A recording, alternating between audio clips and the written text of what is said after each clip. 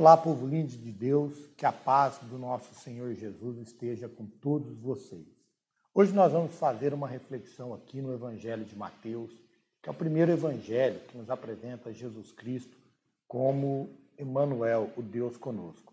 Capítulo é o de número 16 e o versículo é o de número 24, diz assim: Então Jesus disse aos seus discípulos: Se alguém quiser acompanhar-me, negue-se a si mesmo, tome a sua cruz e me siga. Gente, esse versículo aqui, ele começa com a palavra então, que quer dizer o seguinte: naquele momento, nessa hora, assim, depois de algo, né? O que esse então ele está dizendo? Que antes dele houve uma conversa para que esse então introduzisse a conclusão de Jesus.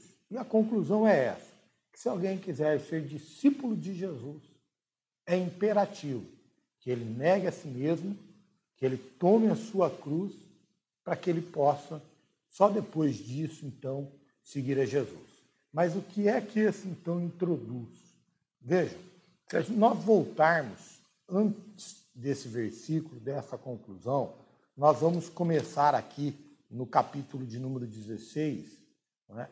E no versículo de número 13, cujo subtítulo bíblico é a Confissão de Pedro.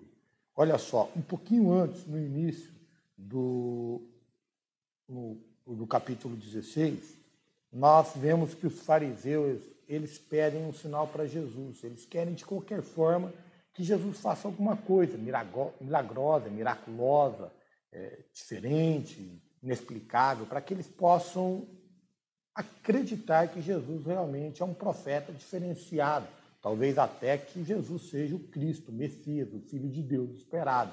Jesus dá uma invertida nele e monta no navio e segue com seus discípulos para outro lugar, num barquinho, e aí ele pede para que se tome cuidado com o fermento dos fariseus. Ele queria dizer o seguinte, com a doutrina dos fariseus. Gente, aí, então, Jesus pergunta para os seus discípulos, no meio desse barco, no meio da caminhada, quem que os discípulos achavam que ele era. Alguns respondem: olha, estão dizendo aí que o Senhor é o Elias, que ressuscitou. Outros estão dizendo que o Senhor é o João Batista. E outros ainda que o Senhor é um grande profeta. E aí Jesus diz assim: bom, agora que eu já fiz essa pesquisa de opinião pública, eu quero perguntar para vocês especificamente, que são meus discípulos, que andam comigo, que dormem junto, que acordam, que participam, que experimentam, que testemunham. Quem que vocês acham que eu sou? E aí Pedro, ele, de pronto, sempre Pedro, né? Toda vez Pedro, porque Pedro tinha essa impulsividade, e ele responde assim: tu és o Cristo, o Filho do Deus vivo. E Jesus diz: Pedro, muito bom, parabéns, show de bola. Sobretudo porque essa resposta não veio de ti, porque não foi da carne, porque você não percebeu isso pela lógica humana. Isso veio dos céus. Foi o meu Pai que está no céu que te revelou. Pedro deve ter ficado muito feliz, e os discípulos também devem ter se sentido bastante seguros, porque ali Jesus estava afirmando uma desconfiança que eles tinham, que muitos tinham, que até então não havia sido afirmada tão claramente a eles. O barquinho encosta, eles descem, e a partir do versículo 21, né, Jesus ele começa a preparar os seus discípulos para o sofrimento e para a morte na cruz que viria posteriormente. E aí Pedro, ele pula à frente de Jesus, ele diz: Jesus, tem misericórdia do Senhor, nada disso vai te acontecer. Vamos pensar positivamente. Vamos ser otimistas. Para que esperar o melhor? Tenha visão de águia e não de galinha. Pense naquilo essas coisas que a gente diz hoje. E Jesus, ele dá uma invertida agora, não nos fariseus, mas no próprio Pedro. E ele diz assim para Pedro: Pedro, arreda-te de mim, Satanás, Em outras traduções, Jesus olha para Pedro e diz assim: para trás de mim, Satanás. Porque essas coisas que você está me dizendo não diz respeito à vontade do meu Pai, mas à vontade de homem, da carne, da natureza humana. Gente, Pedro tinha acabado de ouvir: tu és um bem-aventurado, Simão Barjonas, tu és um homem feliz. Tu agora foi muito bem sucedido, porque não foi da tua boca que saiu a conclusão, a afirmação de que eu sou o Cristo, Filho de Deus, mas sim do meu Pai que está no céu. Meu Pai que te revelou. Ou seja, Pedro, você acabou de ter uma revelação divina. E logo depois, Pedro, ele tem, então, aquela boca que acabou de ser usada pelo próprio Deus, pelo próprio Pai do nosso Senhor Jesus Cristo, ela é usada também pelo diabo, porque ela diz para Jesus que ele não poderia cumprir o destino dele, que ele não poderia cumprir o sacrifício dele, que era necessário. Porque é necessário que Jesus morresse na cruz para que nós pudéssemos ser salvos, para que o preço do nosso pecado pudesse ser pago, para que pela fé no seu sacrifício, no seu sangue, no seu nome, nós pudéssemos ser salvos para a eternidade.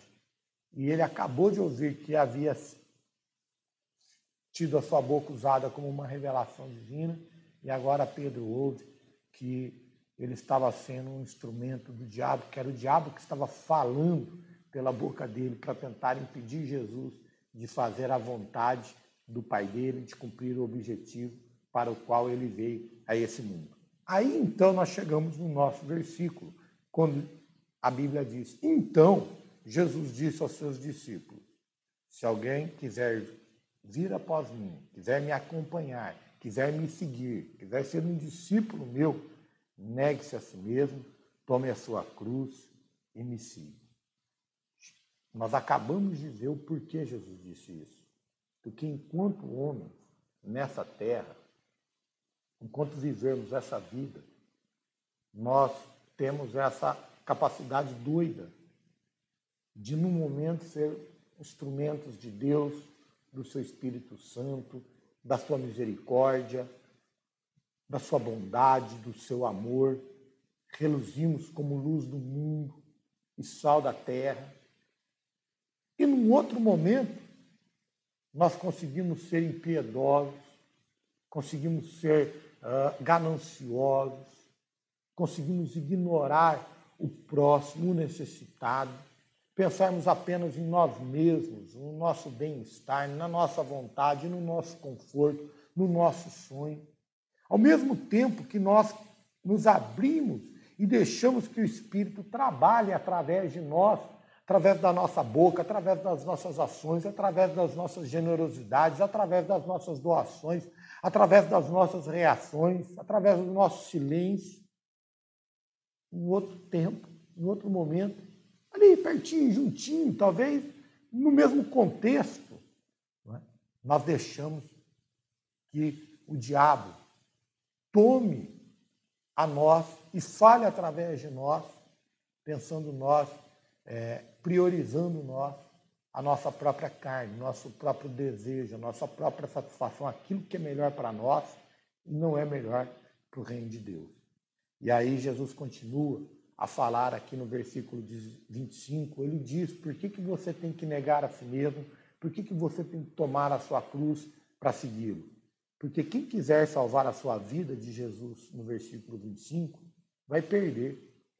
Mas quem perder a sua vida por minha causa, a encontrará. Eu sei que hoje é difícil para a gente entender isso, porque até mesmo as igrejas, as religiões, elas nos ensinam a respeito da nossa própria felicidade, da nossa própria satisfação, das nossas próprias conquistas e do nosso triunfalismo. Mas Jesus, ele nos ensina o contrário. Ele diz: olha, não faça a sua vontade, faça a vontade do Pai. Não invista nos seus planos, mas saiba qual é o plano de Deus para a sua vida. Porque quem quiser viver a sua vida, conquistar, ir atrás dos seus desejos, fazer a sua vontade, realizar os seus sonhos, os seus planos, a despeito daquilo que Deus tem planejado para cada um de nós, esse vai perder a sua vida. Mas aquele que abrir mão da sua vida, abrir mão do seu sonho, abrir mão da sua vontade, abrir mão do seu prazer, abrir mão de coisas que são naturais, concernentes a nós, para fazer a vontade de Deus, esse aí vai encontrar, esse vai ganhar a sua vida. Pois, ele continua, o que adiantará o homem ganhar o mundo inteiro e perder a sua alma? Ou, o que o homem poderá dar em troca da sua alma? Gente, Jesus faz uma pergunta das mais sérias, não é? O que adianta ao homem?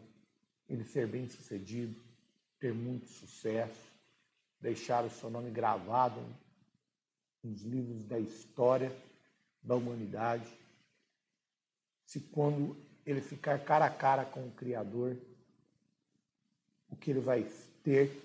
Derrota.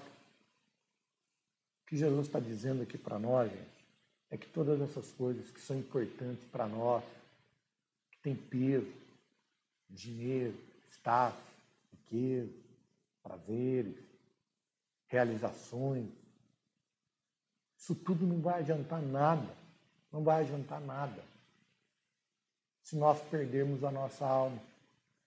Se nós deixarmos a vida de Deus, o Evangelho de Jesus de lado para buscarmos essas coisas, isso não vai adiantar nada.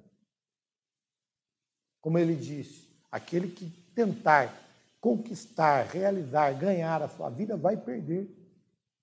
E ele faz uma outra pergunta muito séria. Ele diz assim, não é? O que o homem poderá dar em troca da sua alma? Nem todo o dinheiro do mundo compra a salvação e a eternidade humana junto à glória de Deus. Nem todos os feitos humanos, nem todos os milagres realizados através da vida de qualquer um compra a eternidade em glória com Cristo Jesus. Isso só quem dá é Jesus. E ele dá àquele que são seus discípulos. E para ser discípulo dele, nós temos que nos negar a nossa vida, negar a nós mesmos, tomarmos a nossa cruz, que é o nosso lugar de sacrifício, que é onde nós abrimos mão do que nos seria melhor para realizar. É a vontade máxima, é a realização máxima da vontade de Deus na vida de uma pessoa. Jesus se entregando para morrer na cruz. Cruz, para o cristão, significa isso, a realização máxima da vontade de Deus na vida dele, em detrimento da sua própria vida. Por quê? Porque nós somos assim.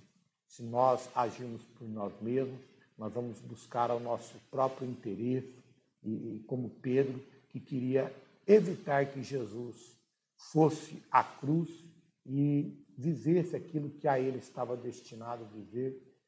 E hoje nenhum de nós teríamos chance e nem a fé e nem a certeza de estarmos juntos a Deus no céu quando partirmos dessa vida. Não teremos paz no nosso coração e teremos medo do porvir, porque nós não saberíamos o que nos espera. Você quer ser um discípulo de Jesus? Negue-se a si mesmo, tome a sua cruz e siga ele.